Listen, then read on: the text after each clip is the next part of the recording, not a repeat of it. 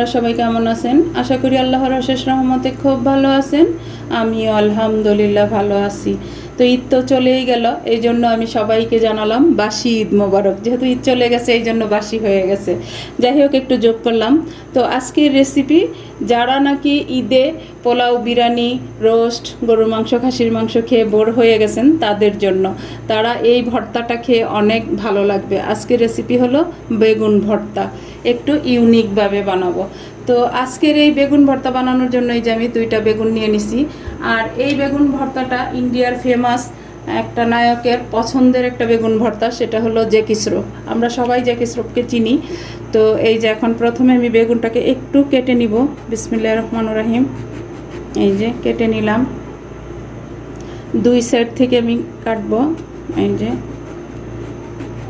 এখন একটু সামান্য তেল দিয়ে মেখে নিব বেগুনটাকে, সরিষার তেলে মাখবো।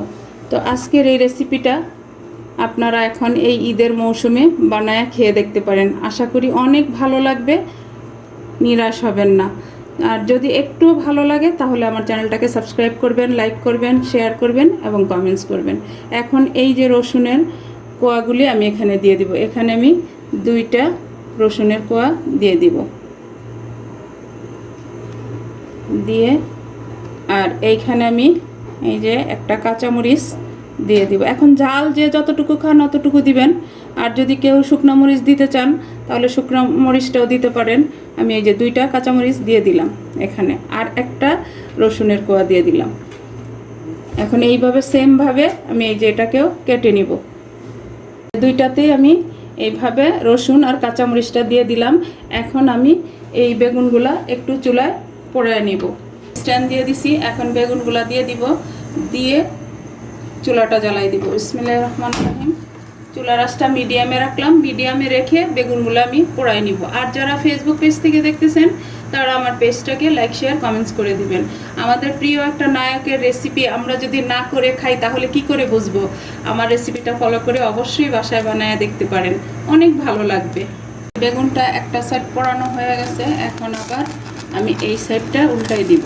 মানে উল্টে পাল্টে শুধু এটাকে পোড়াই নিব বেগুনটাকে। দেখেন মাশাআল্লাহ, এই যে দেখেন অলমোস্ট বেগুনটা কিন্তু পোড়া হয়ে যাচ্ছে। এখন এই পর্যায়ে আমি 3টা শুকনো মরিচও দিয়ে দিলাম।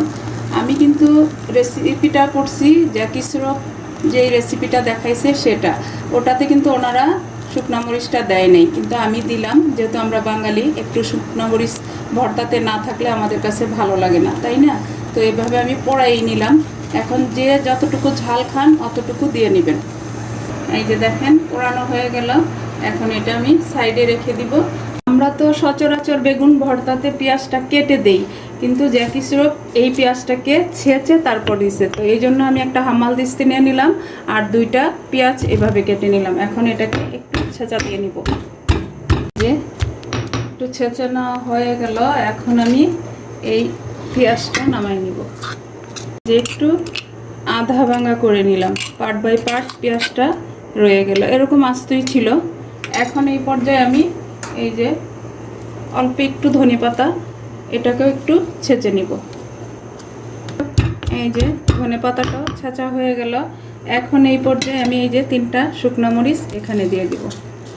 একেবারে সহজ রেসিপি, কিন্তু খাইতে দুর্দান্ত লাগে গরম ভাতের সাথে। আর জ্যাকি শ্রফ তো খাইছে রুটির সাথে, আমরা রুটির সাথেও ট্রাই করে দেখব, তাই না? মরিচ আর ধনেপাতা একসাথে আমার ছেঁচানো হয়ে গেল, আর এত সুন্দর একটা ফ্লেভার চলে আসছে। আমরা কিন্তু এরকম করে ছোটোবেলায় বড়ই খেতাম, ঠিক ওই রকম ফ্লেভারটা চলে আসছে। এই যে দেখেন মাশাআল্লাহ বেগুনগুলো পোড়ানো হয়ে গেছে। এখন আমি নামাবো, নামায়া ছিলে তারপর ভর্তাটা রেডি করব। এই যে এখন হালকা গরম অবস্থায় আমি এটাকে ছিলে নিব। দেখেন মাশাআল্লাহ, একেবারে যেন মাটির চুলাতে পোড়াইছি এরকম সুন্দর একটা ফ্লেভারও চলে আসছে, আর এত সুন্দর হয়েছে। বেগুনগুলো মাশাআল্লাহ একেবারে সুসিদ্ধ হয়ে গেছে। এখন এই যে এখান থেকে আমি কেটে নিলাম, দেখেন মাশাআল্লাহ। আমি তো 2টা বেগুনের করলাম, যদি আপনারা ফ্যামিলি মেম্বার বেশি থাকে তাহলে আরেকটু বেশি করে নেবেন। এই যে এখন আমি ভর্তাটা বানাই নিব। এই যে মরিচগুলো দিয়ে দিলাম, এখন দিব আমি স্বাদ মতো লবণ দিয়ে দিলাম। প্রথমে রসুনগুলা দেখেন, রসুনগুলা একেবারে নরম হয়ে গেছে, আর কাঁচামরিচগুলা চটকে নিব। মাশাল্লাহ মাশাল্লাহ, এত সুন্দর ফ্লেভার চলে আসছে, পোড়া জিনিসের স্বাদই তো আলাদা। এখন এই যে ধনেপাতাটা মিক্স করে নিব, পেঁয়াজটা মিক্স করে নিব। আমার কিন্তু মুখে পানি চলে আসছে, এই জন্য কথা আটকাচ্ছে। এখন আমি বেগুনের সাথে সব কিছু একসাথে মিশাই দিব। দেখেন মাশাল্লাহ, দেখতেও যেমন সুন্দর, খাইতেও তেমনি টেস্টি হবে, কারণ এটার যে সেন্ট আসতেছে এটা দিয়ে বোঝা যাচ্ছে। রুটি দিয়েও ভালো লাগবে। জ্যাকি শ্রফ যে রুটি দিয়ে খাইছে, তার মানে রুটি দিয়েও ভালো লাগবে, যেহেতু এখন এটার এত সুন্দর ফ্লেভার চলে আসছে। আর এই যে ধনেপাতা আর পেঁয়াজ আমরা কিন্তু কখনো এইভাবে দেই না, তো প্লিজ আমার রেসিপিটা ফলো করে বানায় দেখতে পারেন। এই যে সব কিছু একসাথে মিশানো হয়ে গেল। এখন এখানে আমি দিয়ে দিব 1 চামচের মতো সরিষার তেল। এই যে মাশাল্লাহ মাশাল্লাহ, লুকটা দেখেন ভর্তার। হয়ে গেল আমার ইন্ডিয়ান ফেমাস নায়কের রেসিপিতে একটু ইউনিকভাবে বেগুন ভর্তা বানানো। এখন আমি সার্ভ করে নিব। তো সার্ভ করার জন্য এই যে আমি একটা বাটি নিয়ে নিলাম। দেখেন মাশাল্লাহ, সার্ভ করেই খেতে বসে যাব।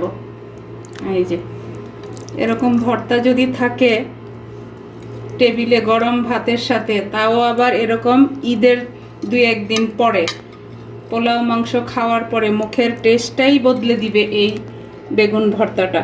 দেখেন মাশাআল্লাহ।